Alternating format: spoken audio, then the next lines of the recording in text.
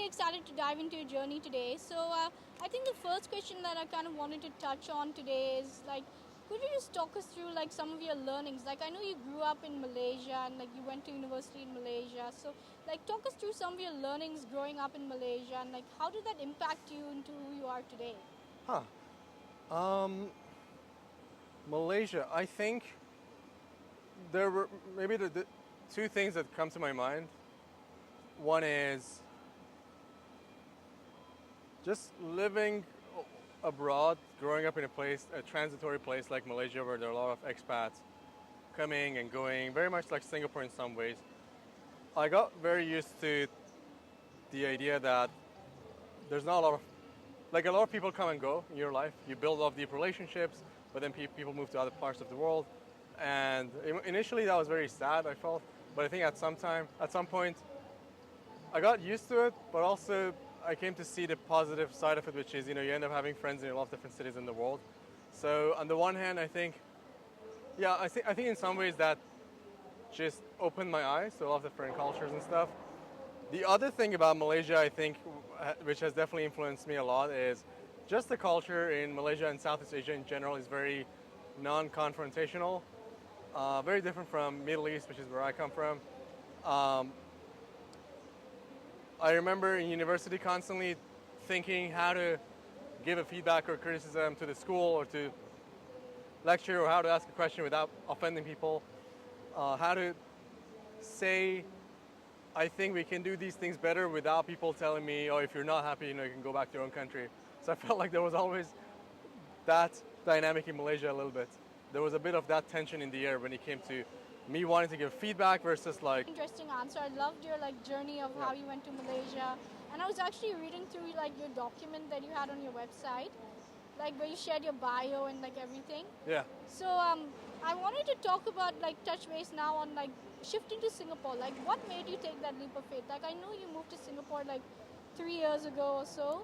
So like why did you make this leap of faith? Like why did you come to Singapore versus stay building in Malaysia? Like what was the key attraction point for coming here? Ooh, I think I have a philosophical answer and a very, very practical answer.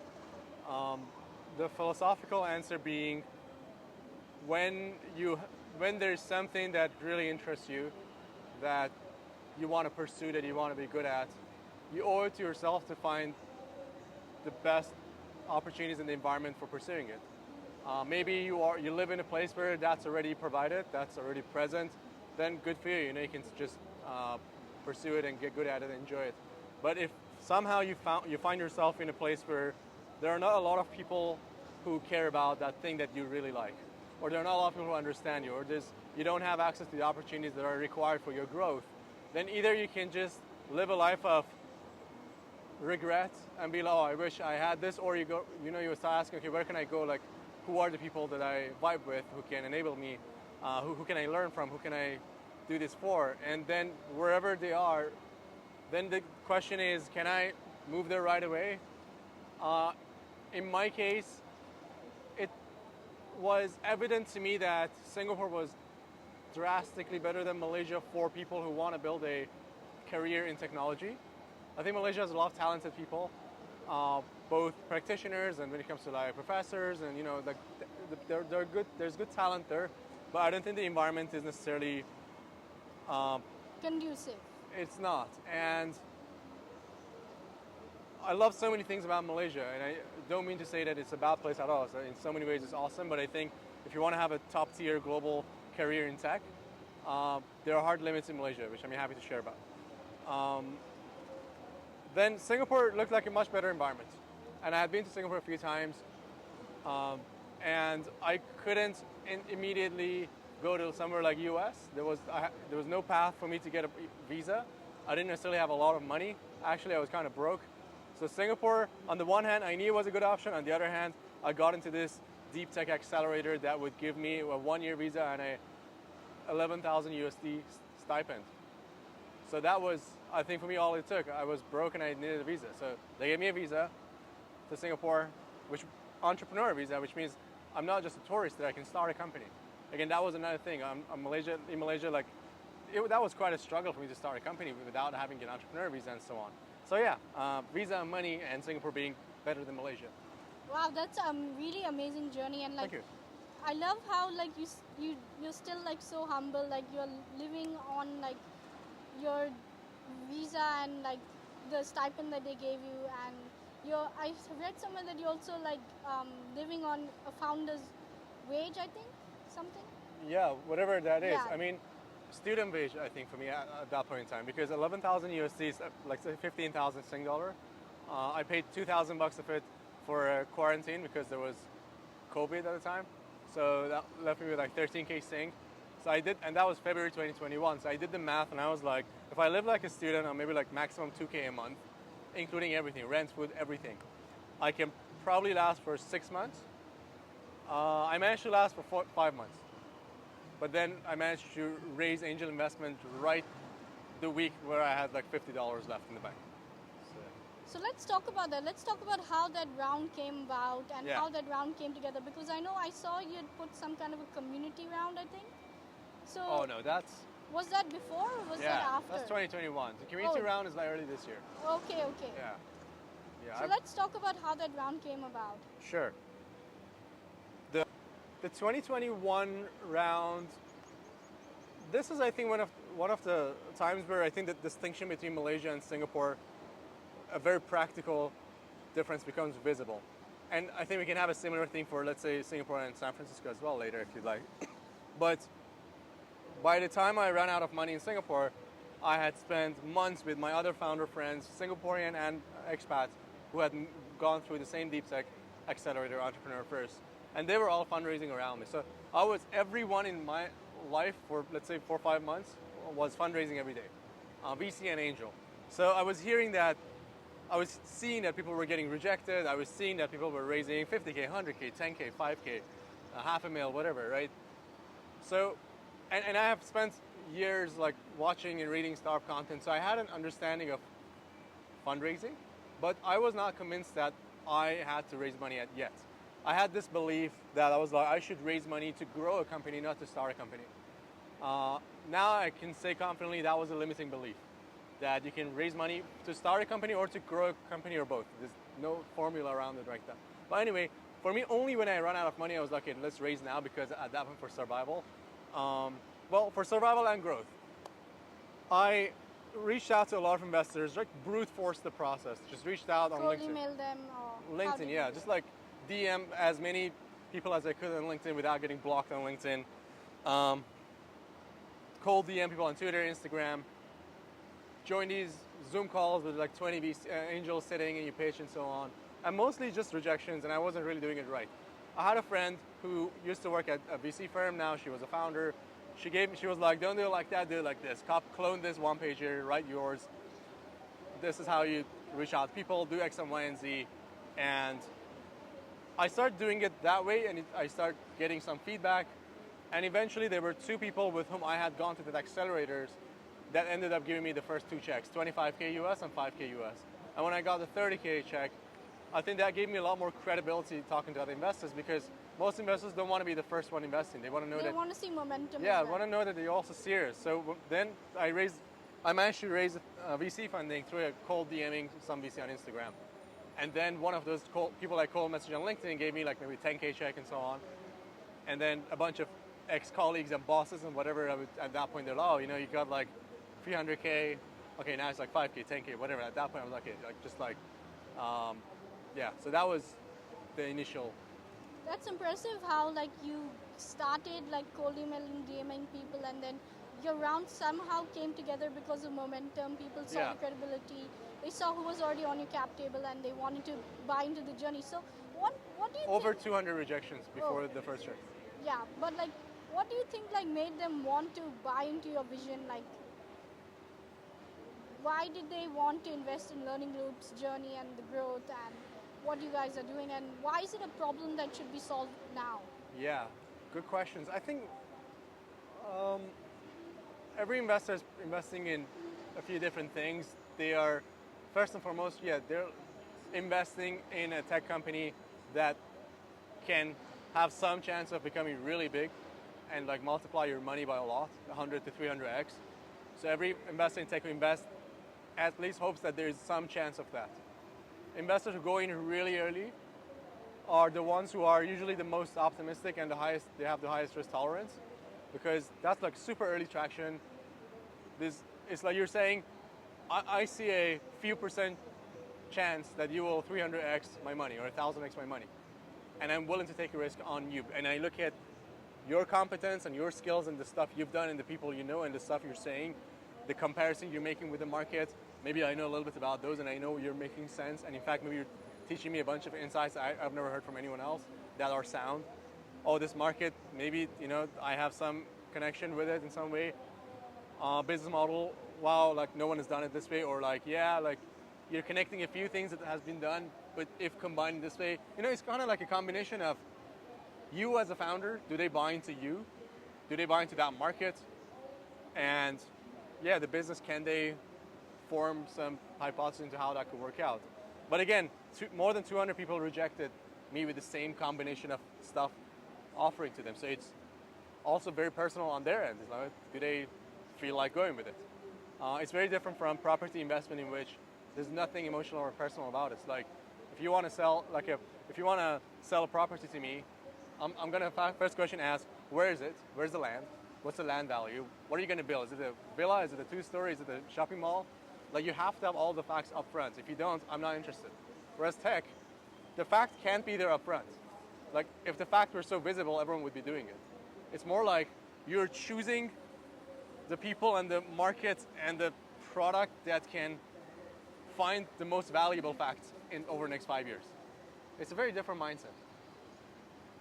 Your second question, so that was your first question, why they invested. And the second was about the problem I'm trying to solve. Yeah. That's definitely a big part of the investment as well, because, again, is it a big enough problem in the first place? I have been working on the knowledge transfer problem, I call it. There are many things that millions of people do in life that they've been doing for decades and maybe centuries sometimes, but if someone wants to do it today for the first time, they need to start from scratch. Because, yeah, people do this in silo and there's not a lot of knowledge transfer happening. Whether it's parenting or if it's entrepreneurship, maybe not millions, but tens of thousands or hundreds of thousands, or if it's like romance and love and career and money and health and these things. These are very foundational things in human life that you would expect the traditional education would teach, but it doesn't. And also, it's left to each individual to figure it out for themselves. And I think the opportunity cost of a person wanting to figure out parenting, money, love from scratch, without access to all the best mental models of all the humans that came before them, I think that's actually, I don't get it. It makes no sense to me. But I understand why it happens. It's because the people with the best mental models and the most knowledgeable and wisest people, they have no time or interest to make content. They're not going to make video courses. They're not going to write books. If you look at the wisest people in the population, on average, they write 0 books in their lifetime. So a person... How did you find your first early believers and your first bunch of support for what you're building and what you're doing at Learning Loop, and how did that kind of come about as well? That's also an important piece of the puzzle, I think.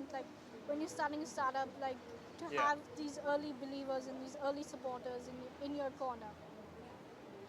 Early believers. I think because we iterated so many times with different products, I had to do that many different times, because you launch something, you need early believers for it, you get them, and then maybe after a while you discontinue it, send them to a wait list, launch the next version, invite people, maybe some of the same people or maybe new ones.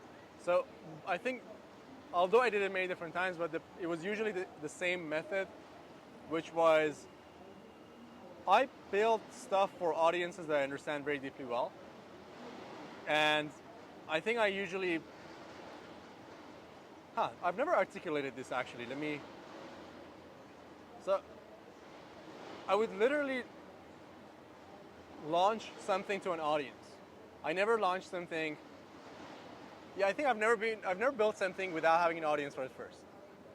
That's something. So it's like if I launched for founders, by the time I launch something for founders, I know so many founders, friends, and also just founders that I may not be friends with, but I know who they are, I know where to find them, I know how to reach to them. I have email people, I have DM people personally. I have gone to conferences and just like got people's phone and signed up for them. I think one of the founders of Aspire, who is the president of Aspire now, like the last time he saw me, he said, "Oh, you're the guy who took my phone and signed up." He doesn't know my name, I think, but he remembers me as the guy who took his phone and signed him up for some version of Learning Loop. So yeah, I think it's important for B2C product. The stuff I built, the first 10 to 20 people is very manual, very personal. Yeah. That's super interesting, like how you mentioned about audience first, then like building the products Yeah. and stuff. So talk us through, how did you actually go about building your audience on the social media platforms? Like any learnings you could share just from building an audience online? Yeah, I think audience building for me starts with having a strong opinion about something in the world and just talking about that opinion. I can't imagine building an audience by trying to build an audience. Like if I'm like, I'm gonna produce content in order to build an audience, I won't be able to do it. But if I'm like, there's something that pisses me off or something that really excites me or something that is broken that I think should be fixed, and I'm just gonna, everything that I believe about that matter, I write it, I will inevitably very soon get an audience. Now, whether it's like few dozens of people, a few hundred, a few thousands, that completely depends on how long I'm doing it, what is the topic. But I think I'm a very deep thinker about the world. I think I have a lot of different opinions about stuff, and I enjoy writing as well. So I've noticed the more I live in an environment, the more I look at stuff, think about them, write my opinions, then people resonate with them, they start interacting with it, and then social networks kind of help, because when some people like it, then more people see it on their feeds and so on. But I think that small audience is always about me putting my authentic, genuine opinions out there, and people resonate with it, they come close and they start interacting positively with it. Or maybe even disagreeing with it, but like it becomes an ongoing relationship. It's super interesting that you mentioned about networks, and like, let's just dive into, as the last question, something on like along the lines of, so I saw one of your articles about human networks and SF and stuff like that, and I was like super I interested. wrote it yesterday. You read Yeah. it, thank you. I was super interested by like what you were writing in that, and so I know you're like going to be shifting to SF pretty soon. So like, just talk us through like some like information or some insights on like how to build network effects in an unknown place, or how to build network effects just in general. I think there are at least 1 billion people in the world who have a non-optional need for success. What do I mean by that? I mean, if you look around us, many of the people that we see ourselves, we wake up every morning and go to sleep every night thinking, consciously or subconsciously, am I doing well enough? Am I where I want to be? Am I gonna regret my decisions? Or am I on the right track to whatever life that is meaningful to me? We may even compare ourselves with others or not. We may compare ourselves with ourselves, but I think there are a lot of people having that thought every single day. In like every city, every village, every place in the world. Now, not every city is good for people like that, because how much you can fulfill your potential really depends on who's around you, how much do they believe in you, how many resources do you have. Do you have really the means to grow yourself? So, meaning most people who want to succeed will live a lifetime and die without actually fulfilling their potential. To me, that's pretty tragic. And the fact that we have all the technology and we don't do something about it, that's even more tragic. And it's really because some people always make it out all right, and they make it, and they're like, well, others should have done the same. You know, like, oh, everyone should move to San Francisco. Whereas, like, it's actually not practical. So then the question is, if someone belongs to that segment of society, if someone has a non-optional need for success in any domain, whether it's success as a parent, to be a good dad or mom, is to be a good entrepreneur, to be a good researcher, to be a good business person, whatever, like however a person defines it. If someone comes and shouts that and be like, I want to be I love this thing, or I want to be good at this thing, and and I want to find a bunch of other people who do too. No matter where you are, you will find a bunch of people who will come to you and be like, hey, we resonated with that. We think about it as well. We don't know what to do about it, but yeah, we're down to be part of this. So it really starts from that, like someone screaming something really meaningful that everyone